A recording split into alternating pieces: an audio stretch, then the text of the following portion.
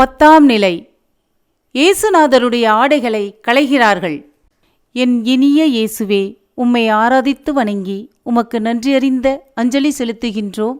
அது ஏன் என்றால், பாரமான சிலுவையை சுமந்து படைப்பனைத்தையும் மீட்டு ரட்சித்தீர். இவன் போட்டிருக்க அங்கி இவன் சின்ன பிள்ளையா இருக்கும்போது இவங்க அம்மா கைப்பட நெஞ்சதான். என்னப்பா சொல்ற? அப்ப சின்னதால இருந்திருக்கும், இப்ப இவன் போட்டுக்கிறது பெருசாவுல இருக்கு. ஆனா இது தெரியாதா? இவன் வளர வளர அந்த அங்கியும் பெருசாயிட்டே வந்துச்சாம்பா. சரி, இவன் மேல் உள்ள அங்கியை களைவோம், பிறகு நாம் சீட்டு போட்டு எடுத்துக்கொள்வோம். இயேசுவின் அங்கியோடு காயங்களின் இரத்தமும் சேர்ந்து ஒட்டி கிடக்கிறது. படைவீரர்கள் ஆடையை இழுக்கும் போது இரத்தம் ஆறாக வெளியேறுகிறது. நெடிய கொடிய பயணத்திற்கு பின் இயேசு கல்வாரி மலை உச்சியில் ஒரு வழியாய் சிலுவையை இறக்கி வைத்து தேவன் சற்று ஓய்வெடுத்துக் கொள்வார் என்று நினைக்கையில், அந்தோ கொடிய பாவிகள் தேவத்தாய் ஆசையுடன் தைத்து போட்ட அங்கியை வெறியோடு கலற்றுகிறார்கள். தேவன் அந்த நேரத்தில் படும்பாட்டை பார்த்தீர்களா மக்களே? என் அன்பு மக்களே, உங்களை தேடி கண்டடையும் பயணத்தில் என் ஆடை இழந்து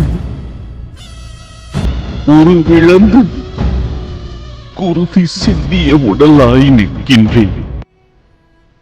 என்னை பார்த்த பிறகு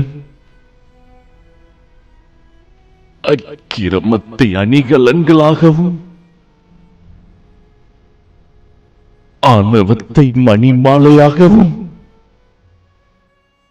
தற்பெருமையை மணிமுடியாகவும் நீங்கள் சூடிக்கொள்ள ஆசைப்படுகின்றீர்கள்.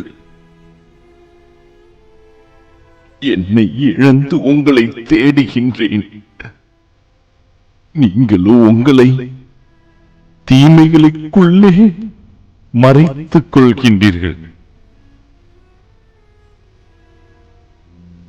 உங்களிடமிருந்து ஒரு கொலையை செய்யும் தீமைகளை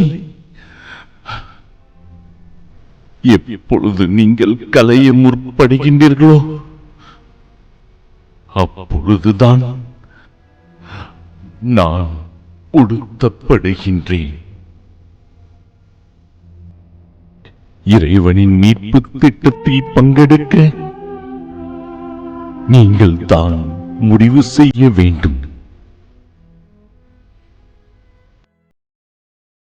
எங்கள் பேரில் தயவாயிரும் ஆண்டவரே, எங்கள் பேரில் தயவாயிரும். எங்கள் பேரில் தயவாயிரம் ஆண்டவரே, எங்கள் பேரில் தயவாயிரம். இறந்த விசுவாசிகள் இறைவனுடைய இரக்கத்தினால் நித்திய சமாதானத்தில் இளைப்பாறுவார்களாக. ஆமேன்.